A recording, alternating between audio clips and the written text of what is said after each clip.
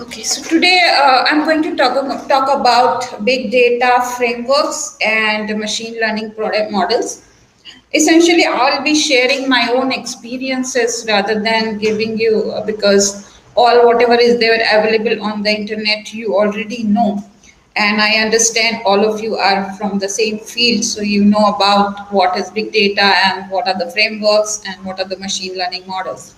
So today's I will be focusing more on sharing my experiences and walking you through the existing big data models. Uh, so is big data new to India? Like maybe if you have seen my teaser video, they should not answer, but like you can, here I want you to more interaction from you.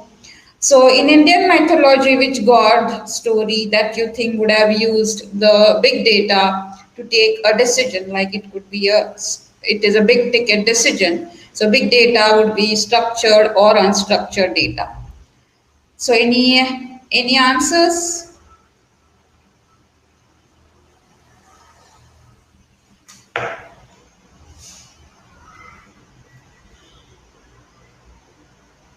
Okay, Chitragupta, that's correct.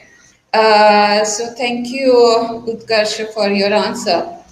Yes, so what Chitragupta, the doorkeeper of our heaven, is supposed to be doing the entire hisab of all our punya, karmas. So it's kind of structured as well as unstructured data, and he is supposed to be processing that data almost instantaneously to take a decision whether to put you in heaven or hell.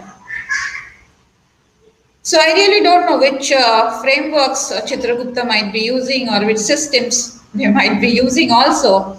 But here today I'm going to walk you through the existing current big data frameworks and how we can use it to take a big ticket decision.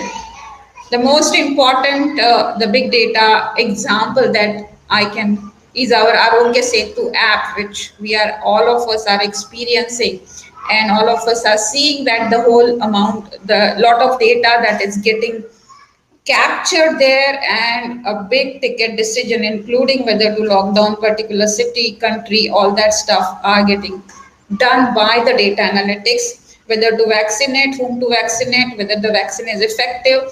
All these things are happening through the analysis, the big data analysis that they are doing, because a lot of data getting collected over there. So therefore, big data is like in today's world, it's evident that we have to start using the big data. Uh, Let me give you one more example.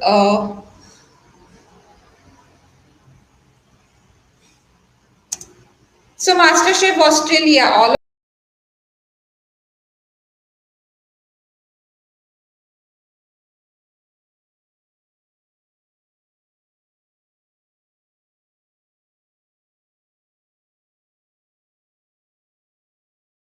understand the concept is meta in a story type way.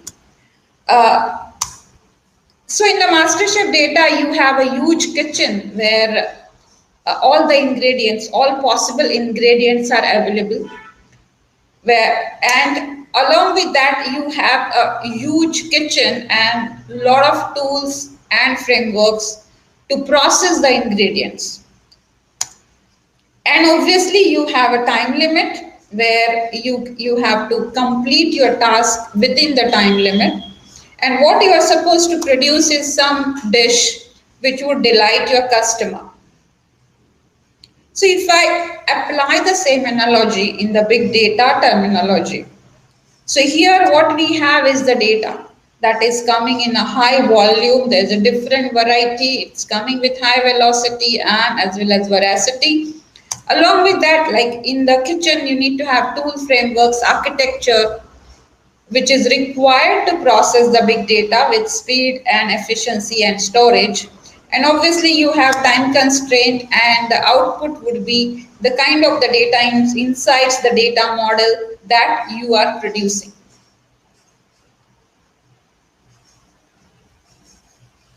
So here today, what we are going to talk more about this, how, what are the frameworks available, what are the architectures available, and I'm going to share my experiences in the machine learning models which I have developed.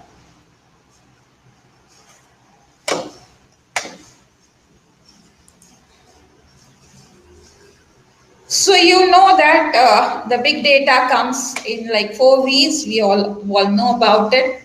But at the same time, it is important for us to know that less is more in big data.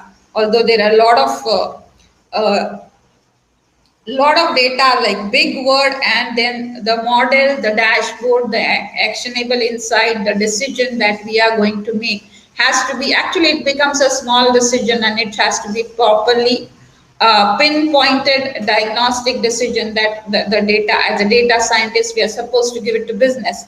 So here less is more, and we have a huge amount of data. As if I can correlate again to master chef kind of thing, there's a huge kitchen available, but ultimately the dish that you are producing, which gets your prize, it's kind of a small dish, and where we are using all possible ingredients, all possible tools and technologies to produce customer delight, and that's the objective of any project. So because of this volume velocity that is coming to us, it increases the complexity, and if you have to handle that complexity, obviously you need to have a good infrastructure, and that's what big data framework is about.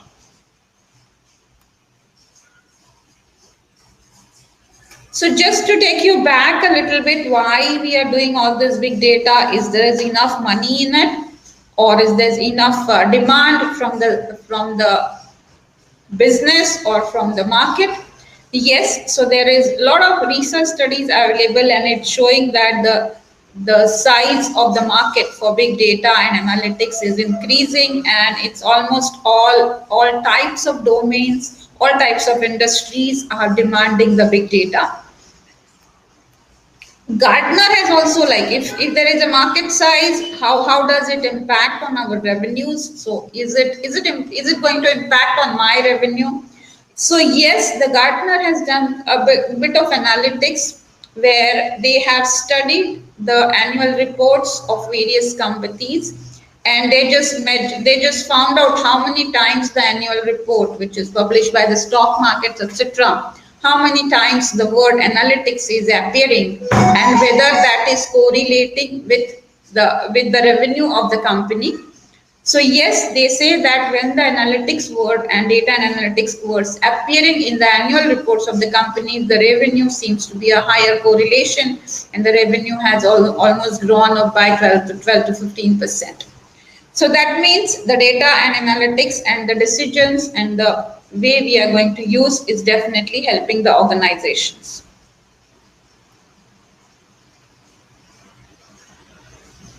So every time you have to keep in mind, as a data scientist, kind of all raw data that is coming to us in the data lake, and we are supposed to fish, or we might have to find the needle in a haystack, and we have all the tools and technologies to do that. So every time, like, we should be having a chaos.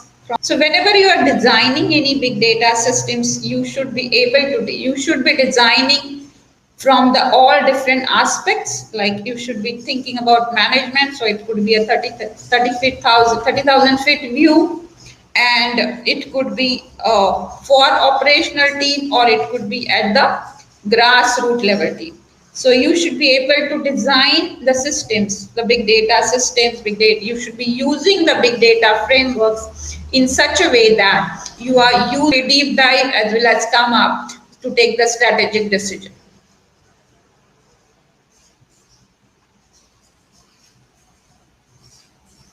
So let's talk about, like, this is a quick little bit of introduction or some different kind of thoughts what I have about the big data. Now let's come to the today's topic is about big data frameworks. So I hope you are already a data scientist and you might have used all the frameworks. So I'm just trying to see what additional information I might be using, or just walk you through some architecture diagrams of the current existing frameworks. some Indian big data frameworks that are available, and with the example of my project again, what kind of architecture that I have and what kind of frameworks that we can use.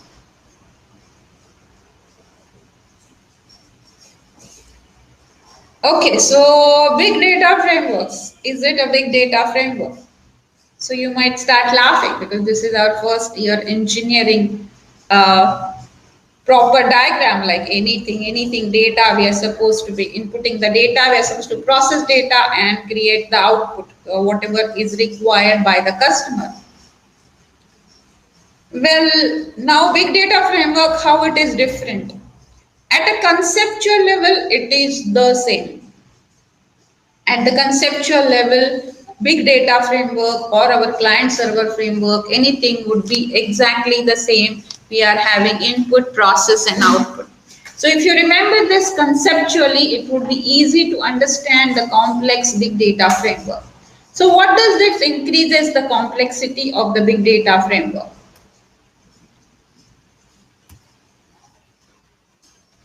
So first of all, input, like we have so many different types of the inputs. So I don't want to repeat, but it's like you have inputs from numbers to text to audio to video.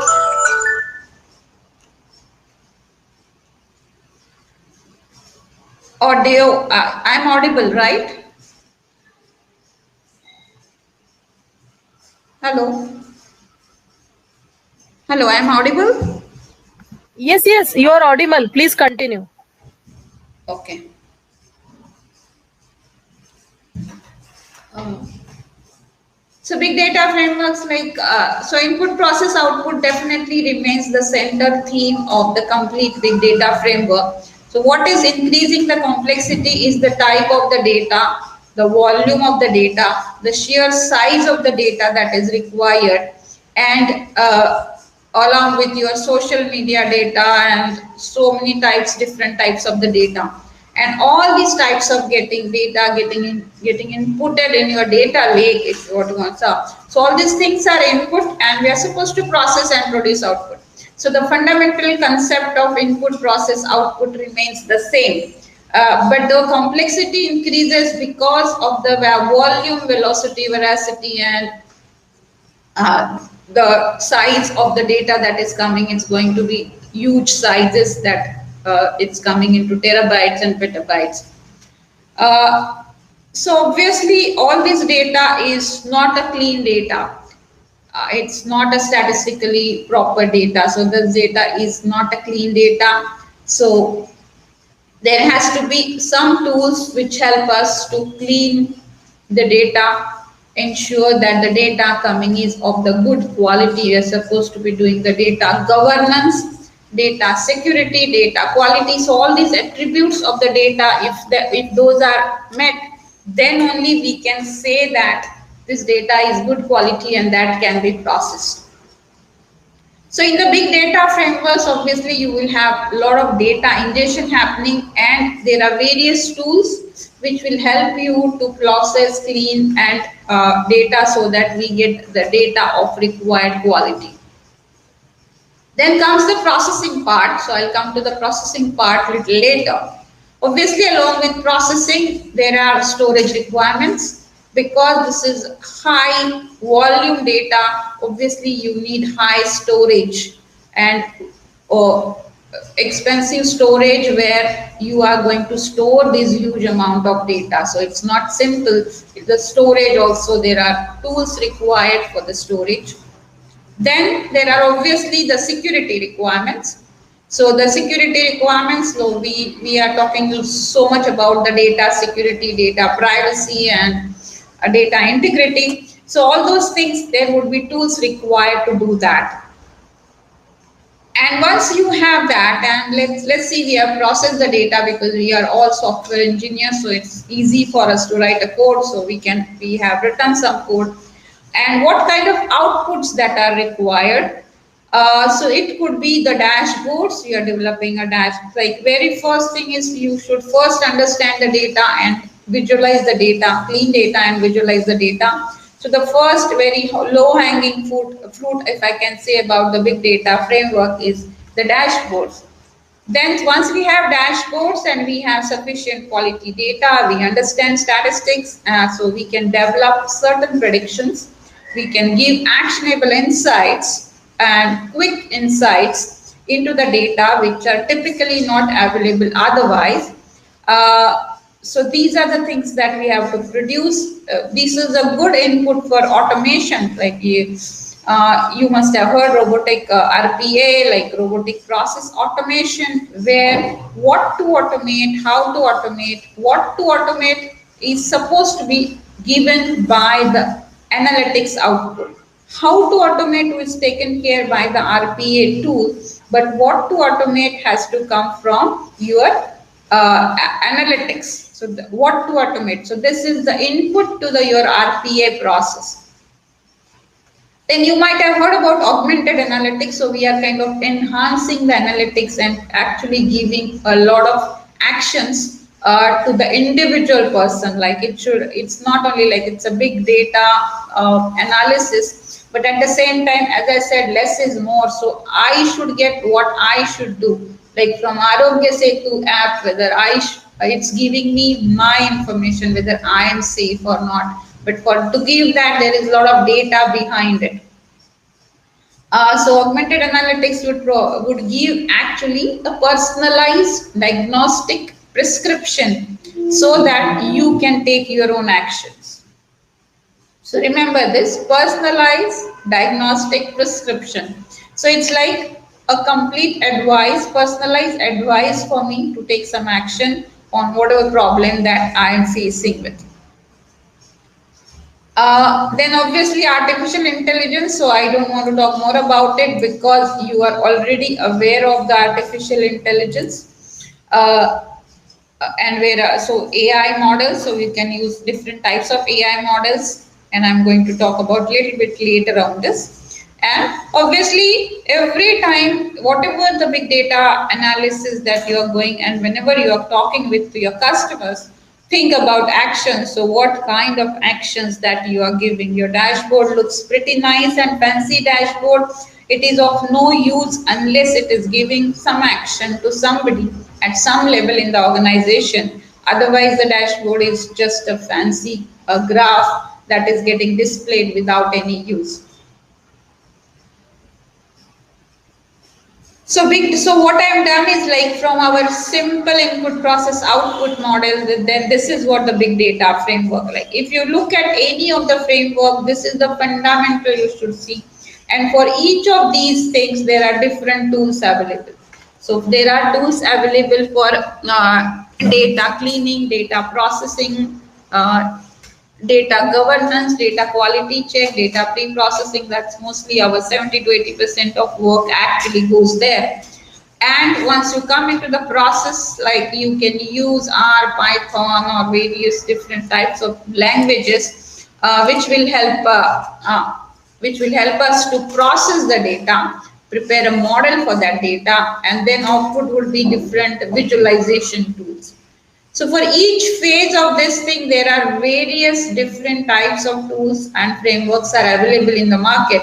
So depending on your customer needs, you are supposed to be wisely choosing or advising customers which tools is suitable for that organization, and what kind of improvement or what kind of actions that you can provide as a data scientist, or what kind of predictions that you can give, so that a strategic decision can be made by the organization for their whatever to solve their problem that they have.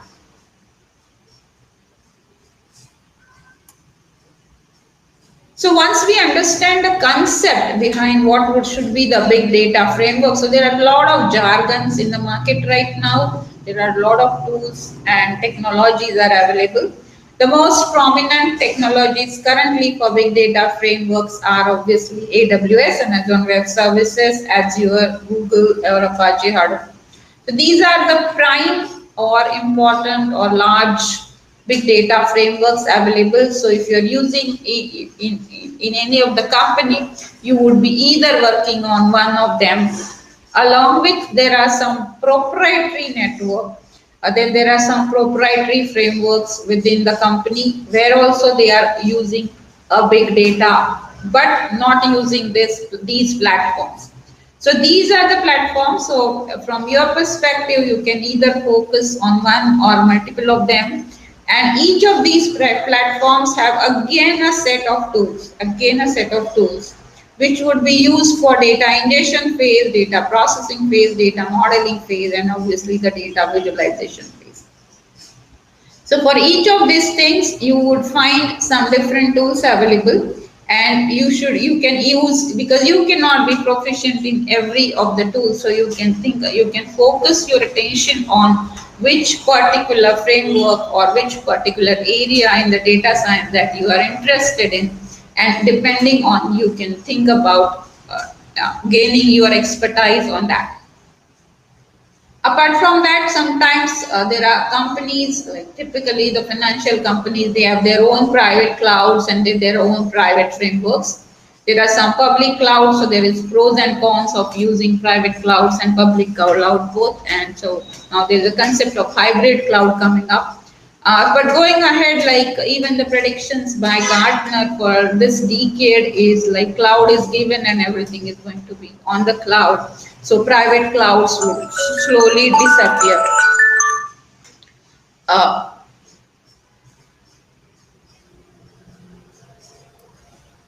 okay, so I'm just going to like why we are, what kind of applications that we are going to do here is the modernization. Uh, Application modernization. So what we will do with um, what we'll do with the big data framework. So we can talk about the application modernization. We can think about the DevOps, obviously, that is the processing part. So there are various databases available. So we have the database obviously would be the processing part, and it's a key ingredient, and it can store data, it can process the data, and obviously that's the main thing from where the models would be coming up.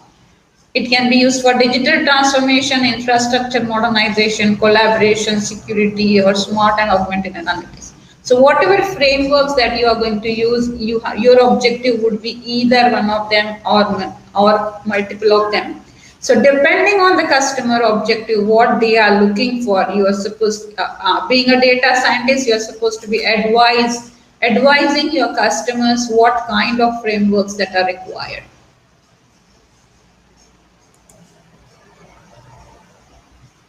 So if you look at it like, sorry, this is because I cannot play it in this thing. So let me do it like this. So AWS, everywhere, if you see that, like you have typically 3 boxes: input, process, output. And for each of these boxes, you have a different set of tools. So which is the database, which is the data ingestion thing, how the data is pipeline is getting established, who is going to do processing, which tool you are going to use processing. So here, like we are going to use Informatica for as an ETL tool. Anjali, sorry to interrupt you. Can you expand that a bit, because it's not clear? That one thing you can just pull and stretch it, one image at a time. The one which you are showing. Yeah. Okay. Yeah, it's clear now.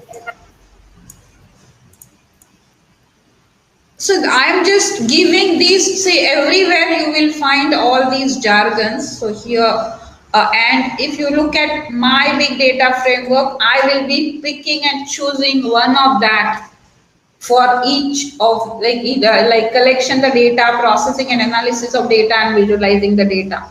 So here, what I am showing you is whatever is available in the market, what are the things that are available. Each tool has its own pros and cons.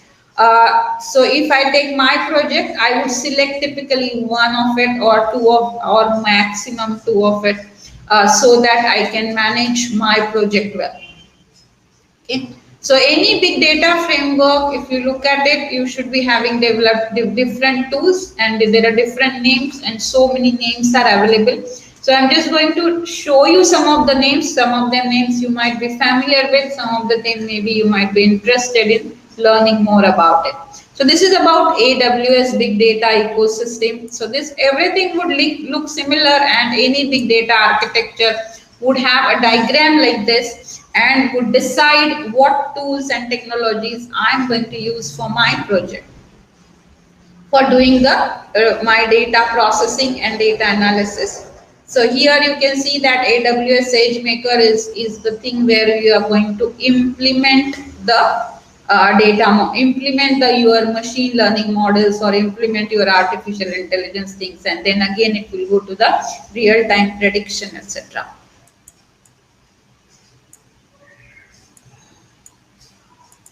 So again, this is again you can see that DynamoDB is used. The Lambda is one of the things that has been used. This is for AWS. Lambda is a system where you are going to prepare your models and deploy your models. Then there is AWS Glue, and so many things are available for in each framework. Which we have to decide what is required for us, and you obviously cannot master all these tools. So you can pick and choose which one you are interested and master in one of the tools. So this is about AWS, and if I can go to the Microsoft Azure. So again, this is the kind of the tools that you see in the Microsoft scenario.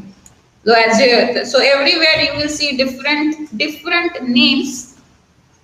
Each product or each company has their own different names or different tools, because that's the way they are going to market themselves. But overall the concept would same. Like here in Azure you will see the concept of Databricks and Azure machine learning models and SQL and that kind of database, and Power BI as a visualization tool. So in AWS, you may not see Power BI. Sometimes Power BI works in both the cases. Sometimes the tools can talk to each other. Sometimes they are not able to talk to each other. So you have to decide like whether you are going to use which platform and how you are going to use it. It can be a decision based on the requirement as well as the cost factors. That the more easy the tools are, the more expensive they are, obviously. Otherwise, you will have to write everything from scratch. So overall, again, it comes from data store to data storage and how you are going to establish your data pipeline. Would it be a batch process? Would it be a streaming data? How you are going to come the messages and how you are going to store the data, and obviously the analysis and reporting, where you have your visualization tools. So the popular visualization tools are Power BI, Tableau, and Qlik maybe.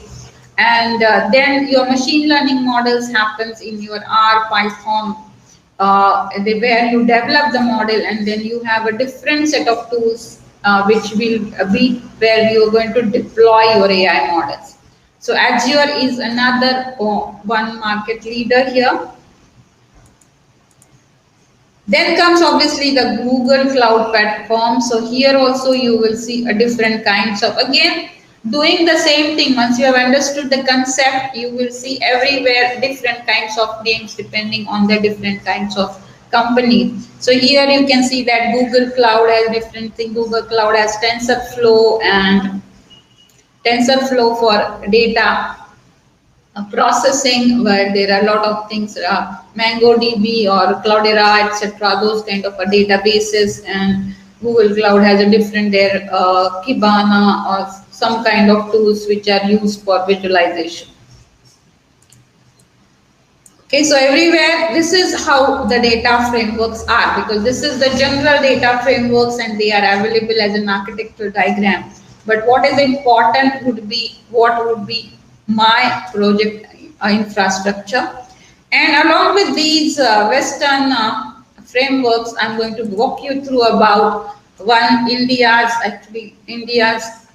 data science platform. So this is one of the RubyScape is one of the India's data science platform, and they are kind of a startup based in Pune only.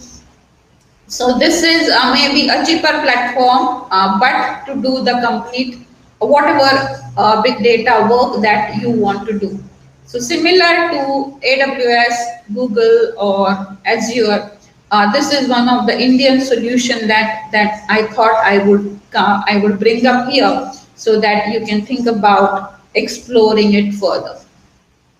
So Rubyscape is also have like, again, it has like no code, low code app, and it has automatic email, and it has a good interface where you can do with the drag and drop kind of machine learning models that are possible. Uh, so Rubyscape, like again, it has it again similar to Azure. Like here, Databricks are there. Here, Ruby ML are there. There's a Ruby Cloud where you are going to store data. There's a Ruby Studio where you can visualize the things. So this platform also has the various different types of tools which you will be able to use for processing, data ingestion, data processing, and obviously the machine learning model. So these are the products, like this is again Rubyscape, and this is kind of the output possible based on whatever the analysis that you do. So you can explore this site and see about what you can do with the Rubyscape. So this is an Indian platform, so I thought we should include it in our in the big data framework session that I have as one of the solution for India. So up till now, I told you about the big data frameworks. It's nothing very hi-fi. If you look at conceptually, it's the fundamental behind it is only input, process, and output, which all of us are know. And it has to be different tools that we should be using for different functions.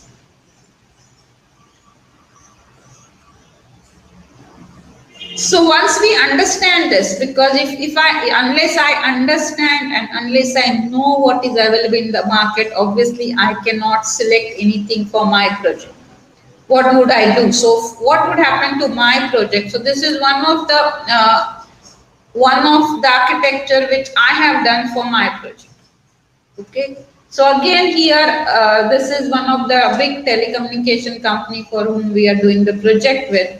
So there are various tools, like we have some around 20-25 tools available, which are some are proprietary tools, some are like on the shelf tools. So the data is available on that, and we are supposed to integrate all that data and provide a visualization and machine learning model. So what we have to do is like which kind. So here in my project's big data framework, this is what I would present to my customer, where which are the tools data, how the data I'm going to pull, which are the APIs or which are the web services that I'm going to use to pull the data from the tool or to establish a connection to that tool. Once I have established the connection and I pull the data in my data lake, what kind of ETL format, or do I need to use ETL tools, etc., for data cleaning, processing, and deciding on the outliers and how do I proceed with it. And once I do that, it goes into my process data, updated data, which obviously I can use this data for either my visualization, just for my reporting, or for my dashboarding. So this data I can use for my dashboard. That's the very first thing that any data science project would need first. So that which will help us to clean, process, and understand the data. Then the same data can be used for some periodic reports which customer wants. The same data would be used for advanced analytics or predictive or machine learning models using maybe R or Python, and again whatever the output of the model would go into the visualization tool. And then we are also expected to do some process optimization using analytics. So how we can do that? So the most important thing is for each of these box, now I'm going to attach a tool like visualization. Okay, I will use Tableau. Database, I can use Oracle or SQL Server. Which tool I'm going to use. So here, to take these decisions, we not only have to take into account what kind of the size of the data, so volume. Again, remember 4 V's there. With the volume, what is the size of the data we are supposed to handle? The velocity, like is it coming real time or is it coming every day? How the data is coming?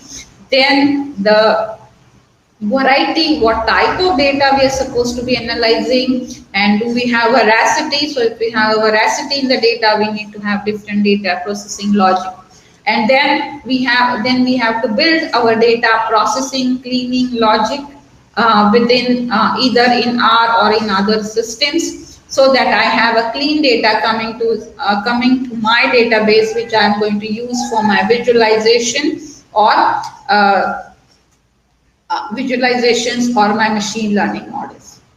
So this is how, so here I have told you about the current big data frameworks that are available, or tools and technologies that are available, and how you should understand and how you should come to your own project architecture framework and design and define your architecture, because this is a very big decision. Because if you go like, this is a big decision from the customer point of view, because if any of these things fails, you will have to have really pay a big price for that. So there has to be a lot of thought going into it, a lot of money involved into it, so that such kind of diagram, it's not easy to make it. It's like you can do it very well in PowerPoint, but actually implementing this time diagram, what kind of machines you will require, what kind of storage capacity you require, so all that thing has to be estimated before you come up with your project specific big data framework.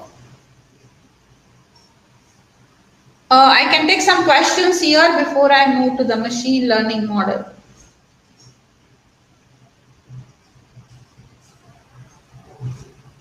If you have any questions, maybe you can start putting in the chat window or raise your hand.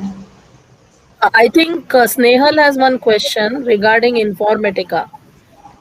Which Informatica type we use, like Informatica MDM or Informatica P360/Power Center?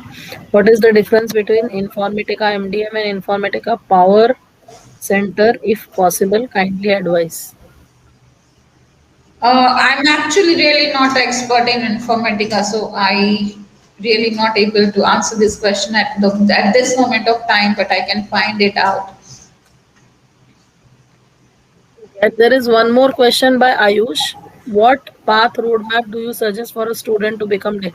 Okay, Ayush, so this is related to career. So we are having a career fair, on our 8th March conference, and a panel discussion on hiring trends in data science. So you can join and follow us there. This question, we will take it there. Okay. Yeah, I think you can continue, Anjali. Okay, thank you. Uh, Yes, for blockchain also there are various tools available. Blockchain is again one of the technology which is going to be like a future. So blockchain, there are again different types of different sets of tools available.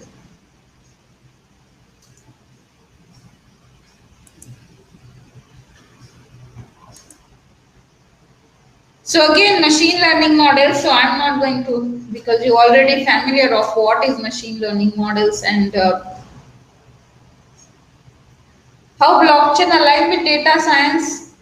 Blockchain also, like ultimately data science would come to analyze the data. So even if it is the only blockchain and you are just having one process to be implemented in the blockchain, you don't need a data science. But if you have to design something, if you have to define something, improve the process, then the data science would come in picture, where you will take all the data available, like what kind of transactions are suitable for blockchain, or what kind of transactions failing, or customer segmentation.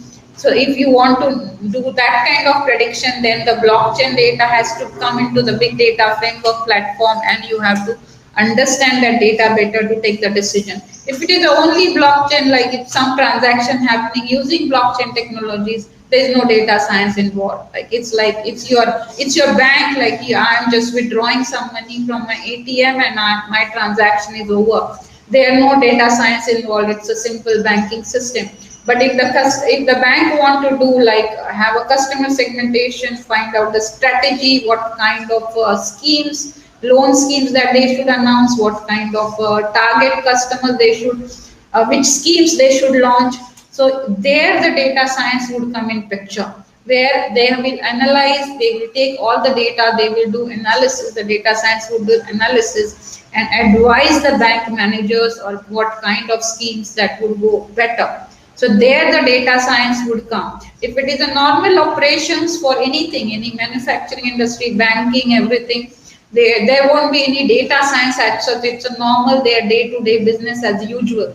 So if you take insurance company also, like if I'm buying one particular insurance policy, there is no data science involved. But there's a lot of data science would be involved for insurance companies, like which age to target, what should be the policy, what kind of things that would go in the market and what's going to happen in future, so that they can design the policies based on the future. And this cannot happen without data analytics. Okay, have I answered your question?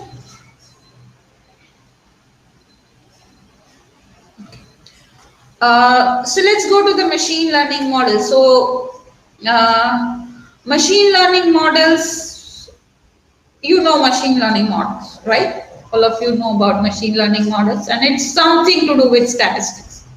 So these machine learning models, there is some statistics below it. It's a probabilistic models. So good news is like it has not changed much. Fundamentally, statistics is remain the same. So what I have learned couple of decades back in my college days, as the conceptually it is the same. So what has changed in the machine learning models and artificial intelligence now is the way the data is coming, how the data is having availability of the data, the size of the data, how the data is getting processed, the speed and the efficiency of the tools and technologies that's allowing us to actually put AI in practice. Like AI is there like last 40 years. If you see the AI terms, if you look at the AI research, is maybe around 40 to 50 years back, people have started working on artificial intelligence. But at that time, the technology was not mature. So now what has happened is the technology has matured. The speed and the processes are available so that now AI can be deployed. AI can be experienced by the common people. Like before that, it was to be some common labs or something similar, like defense, etc. There AI was happening, but now with these frameworks, so many frameworks are happening, so many tools are available. They're easy to use code, like it's going no code kind of tools available. So that's what is actually popularizing the machine learning models and the AI models. So I'm not going to talk you about what are the machine learning models. I'm just going to help you explain some of the models which I have developed, which I have used in my project. So this might not be, sometimes it's not very high fundas, but it has helped my customer to take some decisions, and there are some actions happening based on that. So these are the things. So I thought I will share, because instead of sharing some very high funda stories like from Google and Facebook, how they are going to use it, I thought I will share my experiences.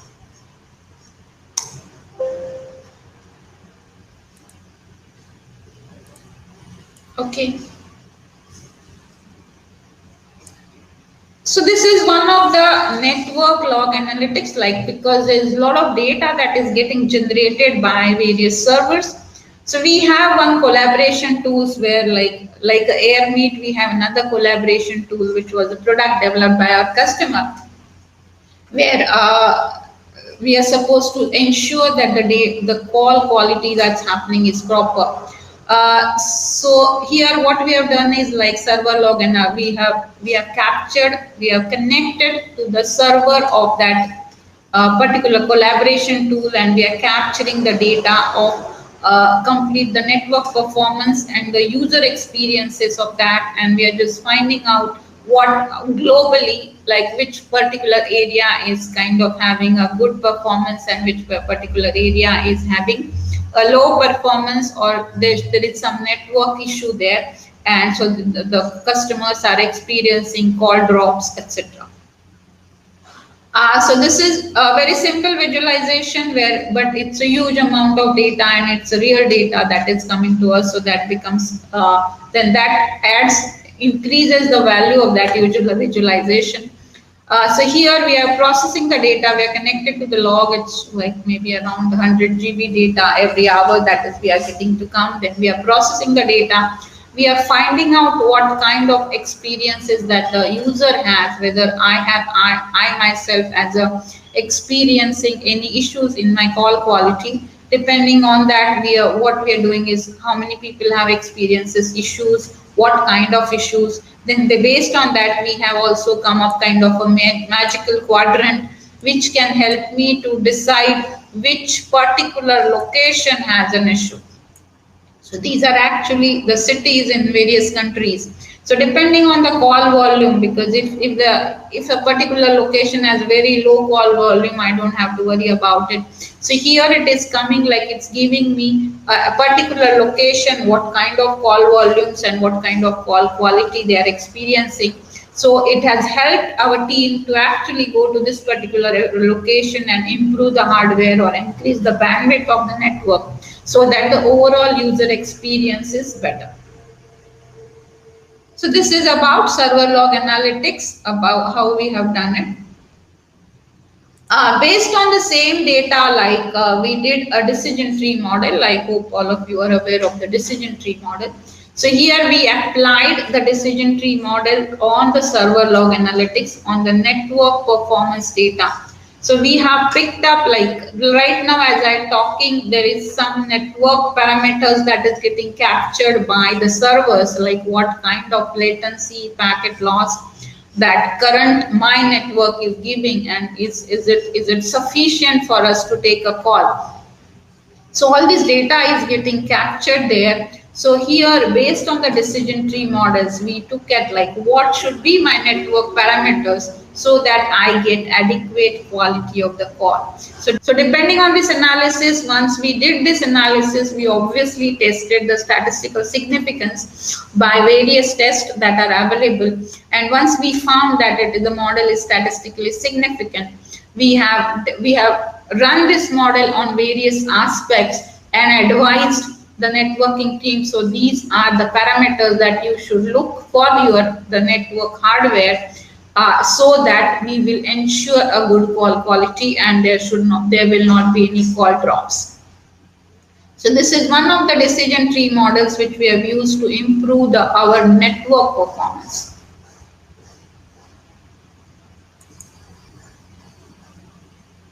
Another thing, it's like we have used this time series to predict what would be the work volume. So we are using ARIMA and like you know about ARIMA models, etc. So here what we have done is like this is for our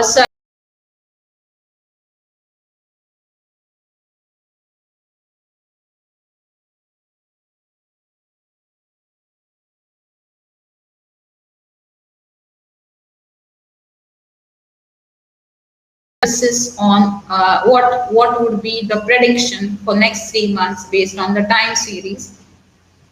The beauty here is like I can apply my own parameters and I can see my prediction. So if I'm in India, I can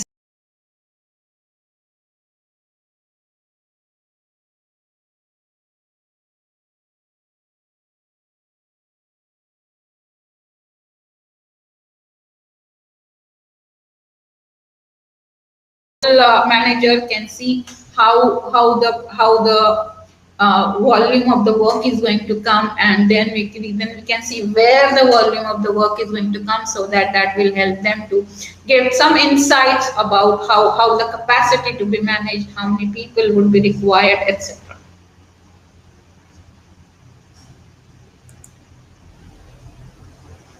This could be about like every service desk typically face issues or customer complaints that it's taking a lot of time to resolve a ticket, that things are not happening as per the speed. So that is a very common complaint from every customer, that the schedule is not getting met and we are delaying things. So this kind of analysis of anomaly detection, it will tell me like which kind of tickets or what type of work that is getting delayed, or what are the attributes that are having issues with these tickets, what are the reasons, go to the root cause analysis and really find out this particular pocket has an issue, so that it is a kind of a diagnostic action. So once we identify, like similar to a doctor identify, diagnose like this particular part of your body is not working, and then they take action there, so that that works here. So similarly here, a lot of analysis of is done again, like around as I said, 30,000 tickets per week, and we have like 2-3 years data, so huge amount of data available, various attributes of that thing. So the root cause analysis, anomaly detection has helped our team to take some decisions for our improving overall service. Like, as we know that up till now we were talking about more of a numbers, etc., but now we also have the textual analysis coming up, like your Twitter feeds, or like the news channels, they are doing a lot of analysis on your Twitter feeds and Facebook analysis, etc., which you already aware of it. But what I have done for my project, we have written code in R, where we are going to prepare a corpus of whatever filter data. So it's like my category or my country data I'm filtering out. I prepare a corpus of it, and then I prepare a word cloud where customers and take and help them to take action on it.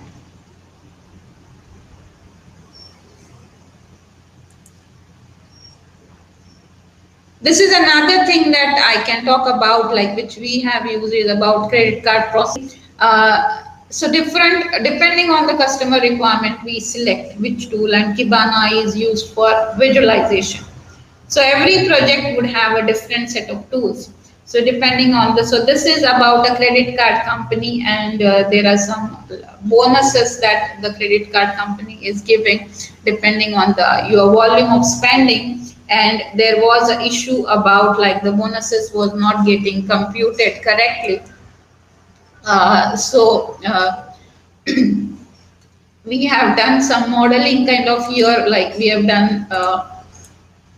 So actually we use cluster analysis here, but we are not use k-means cluster analysis. Actually here we did our proprietary cluster analysis using feature engineering and some mathematical modeling here, so that we can identify, we can put that we can actually classify a particular individual credit card holder. Is he or she is getting correct bonus, or she is getting less bonus, or she is getting more bonus.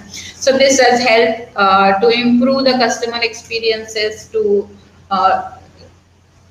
so that the customers are happy, then they are going to spend more on the credit card, and they are getting their own bonuses. So there is a transparency. So overall, by applying this model and identifying the people who are like not getting the proper bonus, they are not getting the under bonus, the credit card company proactively gave them something which has improved the customer experiences. So this model helped them to bucket it out or cluster it out, the people who has got less bonuses than that they are supposed to get. So this is how the feature engineering and cluster analysis is applied here. So these are some of the examples which I can share. Like I thought on I can share about the machine learning models. Because there are so many models are available and so many examples you see on the net, which are very, very interesting, including from like driverless car till how it will work, and so many things about automation, etc. We have also done, apart from that, like I'm not just some examples, like we did some predictive maintenance for a theme park. So you have a roller coaster ride, etc. So there are various sensors attached at every place, and we are collecting the data from each sensors, and we are trying to help the theme park to come up with the predictive maintenance models and replace the part before it fails, so that they reduce their downtime. We have also helped the again predictive maintenance for a medical equipment person, like when so there are so many parts are there, and every part is getting analyzed, and the part is getting replaced before it actually fails. We also thought about like the electricity company, how the consumptions can be monitored and how it can be optimized. For various banks, we did about how the workload can be managed, how the customer segmentations can be done using the analytics. Even from mobile operators, like customer segmentation is one of the use case which is very popular, where the machine learning and AI is used so that they can take big strategic decisions. For an insurance company, there is a based on the IoT devices that is installed in the car. We are trying to calculate the premium of that particular based on the habits of the driver, and there are some alerts given to the driver so that the driver can improve his or her driving skills. We're also working on something like connected cars, where all the cars or the trucks actually, the fleet who is going to carry the goods from here to there, they are again getting managed using IoT and the platform that we have. So every truck is communicating to the central platform, and the instructions are sent to the truck driver for wherever to go and whatever to be picked, and so that overall improvement of the efficiency of the entire systems. So these are the few examples of the machine learning models, like what Atos has somewhere used at some places and deployed. And I thought I can share those as an example to you so that you can correlate it with your customer and think about using the similar or something like this for the customer, for your customer requirement, to fulfill your customer requirements. So I can take some questions here before I move to my next topic.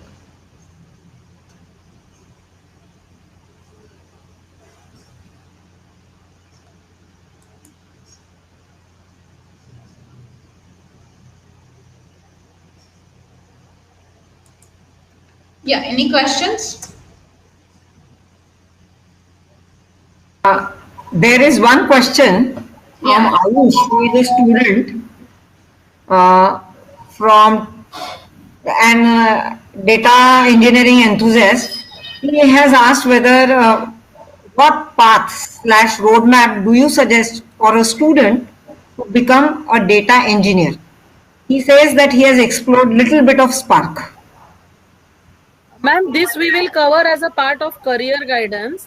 This is not related to this particular talk. So what I suggest, we should cover this as a part of career guidance. Oh, sure. Because we are going to cover all these things in our career of data. Maybe, you we can have take already answered those questions. So how to decide when to use AutoML? Well, AutoML can be used when you are completely confident about your machine learning models. Then only you can automate, because all machine learnings are probabilistic model. So there is some chance that something may not work. So AutoML can be used only when you are 100% sure that the model that you are going to use is 100% correct.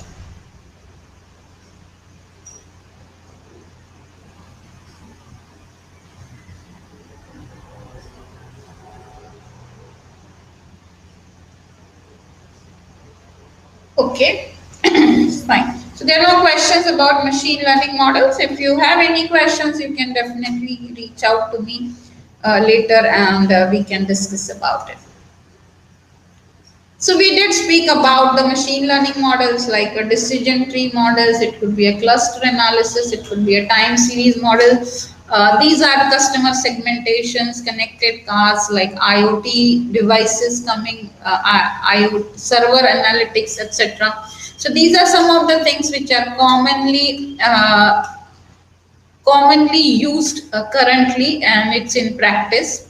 So these are some of the models which you can think about using it in your projects also. So moving back to the next, like I'm just going to talk about what's going to happen. Like we are talking about a lot of machine learning models, and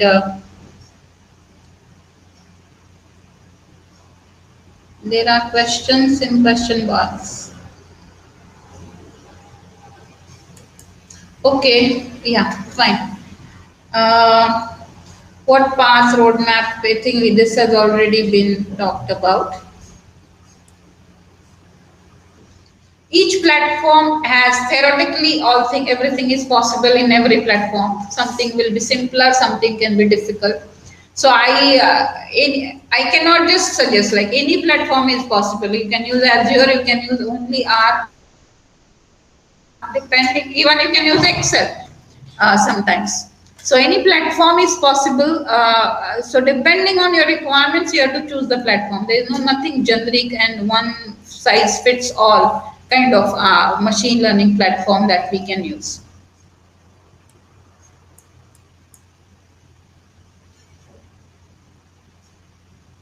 Can you share experience with choosing a particular ML model?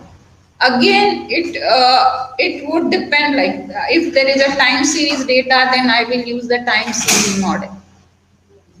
If a clustering is required, like if it is supervised or unsupervised model, then we'll have to depend. So depending on the data labels that is available, we should be using selecting the model. Again, here also there is no one size fits all approach for selection of the machine learning model.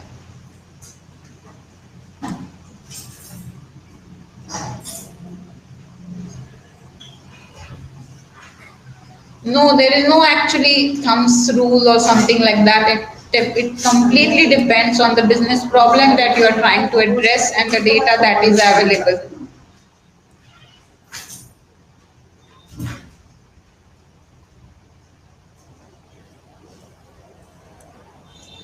Many times the ML model is not very easy to develop, and so many times the ML model is not statistically significant. It doesn't come statistically significant.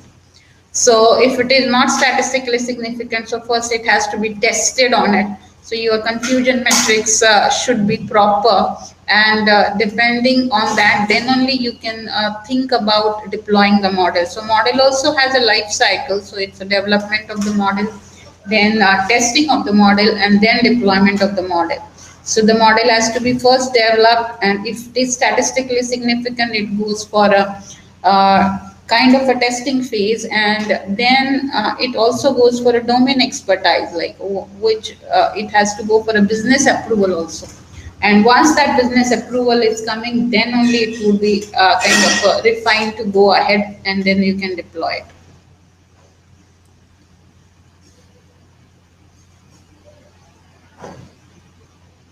Okay, so I think I have answered all the questions, right?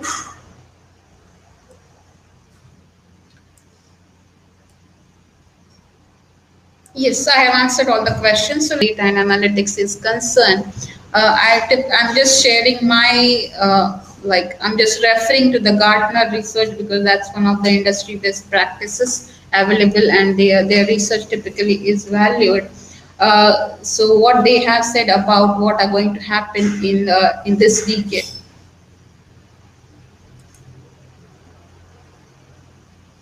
So Gartner has given top 10 trends what's going to happen in this decade, like 2020.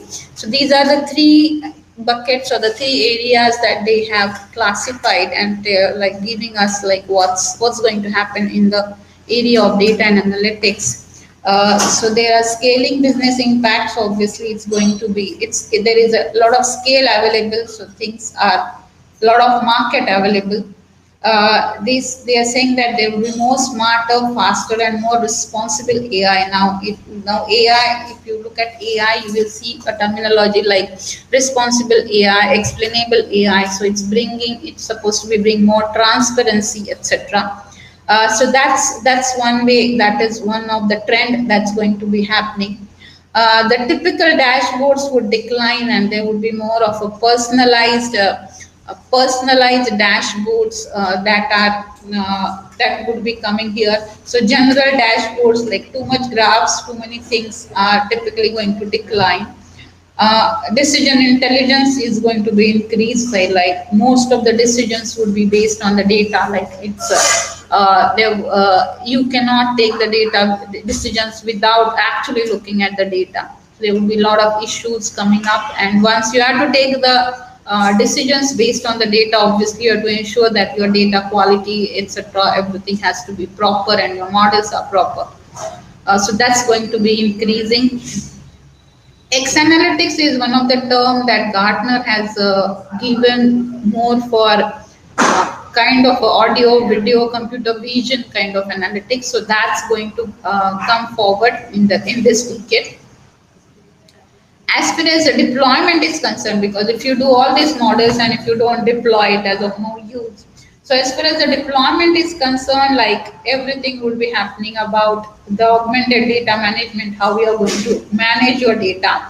The metadata is going to be very important, and the personification and the data and the metadata would kind of be very will be required for your thing. So you think about the metadata while you're designing your systems. Cloud is given, like cloud has to be like everything would be going on cloud now. Nothing can be possible without cloud. So depending on your security requirement, it could be public or the private cloud that you will be using. Data and analytics words will collide, so it's going to be actually only analytics and it's assumed kind of stuff. As far as increasing data and analytics value, what they're saying is there would be data marketplace or data exchanges, like you will have shops where you can buy the data. Right now, the data is getting collected and it's not that easy to actually get a clean, proper, real-time data which we can use it for our models. So there would be data marketplace or data exchanges where you will be having processed clean data depending on the scenarios, and you can go and buy data and build the models based on that data. So Snowflakes is something similar to that, where you can actually buy the data, the kind of the data that you need, and then think about the data and the models. Blockchain is again going to be there as a future technology. So if you're interested, you can think about building expertise over there. And relationship and forms, like there would be again the softer aspects, like how you build your relationship, and that's what actually some social and psychological aspect has to brought into the data and analytics and even in statistics. So you can do your behavioral change of the customer based on your models. So you can think about planning for that. So these are the top 10 trends which I just like highlighting. You can read more. A lot is available on the net, which is really available by Gartner. So you can think about reading a bit more about whatever you want to focus on. Along with the technology trends, there are some non-technology trends which Gartner has said, and they are critical to success. So they are saying that these are the scaling impact, transforming, and these are the things that are technology trends. Along with technologies, there are some non-technological trends, like you have to ensure that these are possible, so that overall the data science project, we can call it as a successful project. So now they are saying that there would be some positions like a chief data officer, which would be available, which would be generated. Like there is no term right now, as there is no role like this. And at OS we don't have any person who calls it as a chief data officers. But now chief data officers would be as a new role that is going to emerge, and that person is responsible globally of getting the data, ensuring the data sources are proper, data is clean, quality, that's not contaminated. All that stuff would be like kind of governed by the chief data officers. Data storytelling is going to be one essential. Data storytelling and data literacy. So these are the soft skills which are also become essential for a data scientist. So there are a lot of material available on data literacy, because here there are a lot of models being produced by a lot of dashboards. Everything is being produced by the data scientists, but it's not getting consumed by the customers. So unless you increase the data consumption, again, this will not increase. So data literacy skill is kind of a very important skill. So it is one of the top 10 skills that has been predicted by not only by Gartner but the other companies also. You should improve your data literacy skills. Data, and it is required by all, not only by data scientists, but the users of the data, so they can consume the data. They become citizen data scientists. So they would be not writing the code or developing the model, but using the models or using the data, process data by you, and taking decisions so that things would improve from their side or the problem that they are addressing gets solved. Responsible AI, so AI would become more responsible because here everything is becoming automatic. So unless you are 100% sure your model is correct, it cannot be deployed. It can be a life and death situation for some cases. Okay. So adaptive approach to data and data analytics and governance. So governance would be becoming very important, the data governance, which would ensure adequate and sufficient data quality for your models to work. ML ops become from the day from our DevOps, we are going to have like ML ops. So how we are going to put your machine learning models in operations. So there are again some tools available which will help you to deploy those machine learning models. So data ops, machine ML ops. So these are the new terminology that may emerge. And then the data culture, like how do you build data culture in the organization? Because unless you have data culture, the ecosystem to use the data to ensure data quality, data integrity, and then that would help you to process the data properly and again kind of helping you to solve your problems. And unless you have data culture, the machine learning models won't be successful. You will not get a machine learning model which is statistically significant. And so if it is not statistically significant, it's of no use. You cannot deploy it further. So these are the non-technology trends which Gartner has predicted along with the technology trends. So just to summarize, I spoke about in today's session, I spoke about the kind of big data, like, and some real life examples, including something like MasterChef or even our Chitragupta example. So where we can think and correlate of how the data is required and what kind of decisions that we can take about the data. Then I spoke about the big data frameworks. The current frameworks that are available, which are very standard, like Azure, AWS, GCP. So these are very standard, available, and all kind of off-the-shelf products that are available, which you can pick and choose. But to choose the big data frameworks for your customer, for your project, obviously you need to know all these things, and you should be able to advise which framework is required by your customer depending on the problem that they are going to solve and the problem that they are trying to address, the data that is available, and if the data is not available, how they can start capturing the new sources of data and then process the data and provide them with the machine learning models.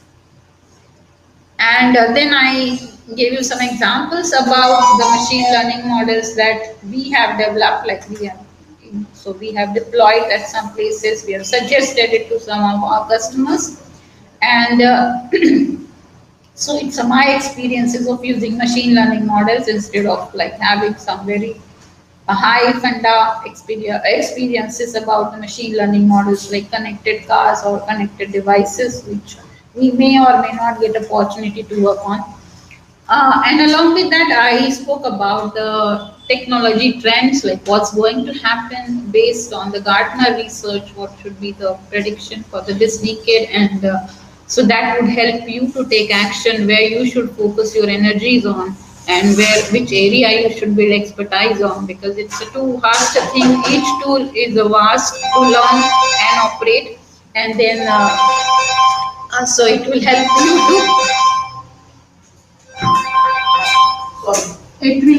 to actually take a decision of what kind of things that you can focus on. So that's it that I want to speak about it today. If you have some questions, I can answer those questions.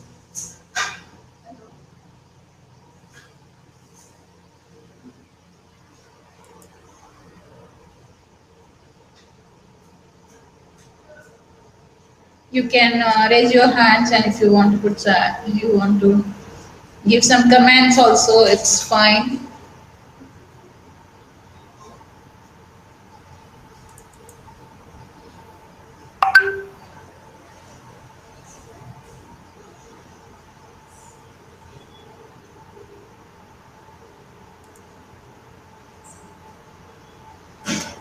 So Sucheta, there seem to be no questions. So thank you.